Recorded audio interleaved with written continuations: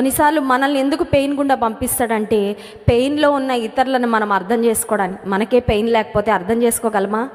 మనకే శ్రమ రాకపోతే ఎవరైనా ఏడుస్తుంటే ఎందుకు ఏడుస్తున్నారండి, ఊరికే ఆపండి, ఏడవకండి అని చెప్పగలమేమో, కానీ నిజంగా వారిని అర్థం చేసుకొని ఒక జాలి కలిగిన హృదయంతో వారిని మనం ఎలా ఆదరించాలో మనకు చేత కాదండి, మనకి కనుక ఆ అనుభవం లేకపోతే. అందుకనే దేవుడు చాలాసార్లు విశ్వాస జీవితంలో మనల్ని మరి శ్రమ అనే మార్గం గుండా ఆయన నడిపిస్తాడు. కారణం ఏంటంటే, ఆ శ్రమలో నీవు ఆ పెయిన్ గుండా ఏం నేర్చుకుంటావో, ఏ పాఠాలు నేర్చుకుంటావో. పెయిన్ గుండా వెళ్తున్నప్పుడు ఒకటి గుర్తుపెట్టుకోవాలి, నీవు ఆ పెయిన్లో నుంచి వెళ్తున్నప్పుడు నీవు దేవునికి దగ్గర అవుతావు.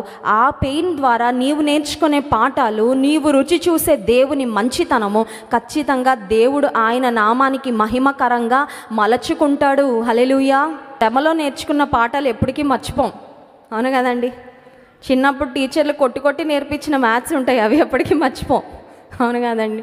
ఈ రోజుల్లో స్కూల్స్ ఎలా తయారైపోయాయంటే, టీచర్స్ పిల్లల్ని ఒక్క దెబ్బ కొడితే పేరెంట్స్ వెళ్ళి పెద్ద గొడవ పడిపోతున్నారు. అందుకని ఇవాళ ఈ రోజుల్లో పిల్లలు సరిగ్గా చదవట్లా. ఎందుకంటే వాళ్ళకి చదువు సరిగ్గా ఎక్కట్లా, క్రమశిక్షణ లేదంటే శిక్ష అనేది ఉండట్లేదు. అందుకని ఈజీ చదువులు అనమాట. ఆ క్లాస్ అయిపోగానే ఆ క్లాస్లో ఏం చదివారంటే వారికి ఏం గుర్తుండట్లేదు. కారణం ఏంటంటే, ఒక కఠినమైన విధానంలో, క్రమశిక్షణతో కూడిన విధానాల్లో నేర్చుకొని ఉంటే, చదివి ఉంటే ఎప్పటికీ గుర్తుపెట్టుకునేవాడు. కానీ అలాంటి అనుభవాలు ఈ రోజుల్లో ఉండడం లేదు చాలాసార్లు. దేవుడు శ్రమలో మనకు నేర్పించిన పాఠాలు బాగా గుర్తుపెట్టుకుంటామండి. అయ్యా, ఒకవేళ శ్రమే గనక ఏదైనా మన పొరపాటు వలన వస్తే శ్రమ రాగానే సరి చేసుకుంటాం.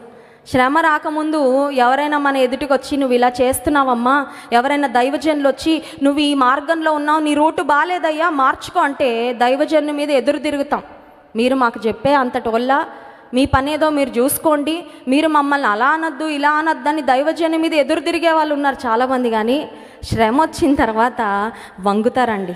ఏమనంటే, అయ్యా నా తప్పు నేను గుర్తించా, నా తప్పు నేను తెలుసుకున్నాను, నా తప్పుకు, నా పాపం యొక్క పర్యవసానాన్ని నేను అనుభవిస్తున్నానయ్యా, నన్ను క్షమించు అని ప్రభు దగ్గర ముందు రాని దీనత్వము తర్వాత వస్తుందండి. ఆ దీనత్వమే ఆశీర్వాదానికి, ఆశీర్వాద జీవితానికి ఒక పునాది అయిపోతుంది. హల్లెలూయా. శ్రమలు దేవుడు మన మేలు కొరకే అనుమతిస్తాడు. పేతురు అత్త జీవితంలో వచ్చిన ఆ శ్రమ దేవుని మహిమ కొరకు దేవుడు అనుమతించాడు.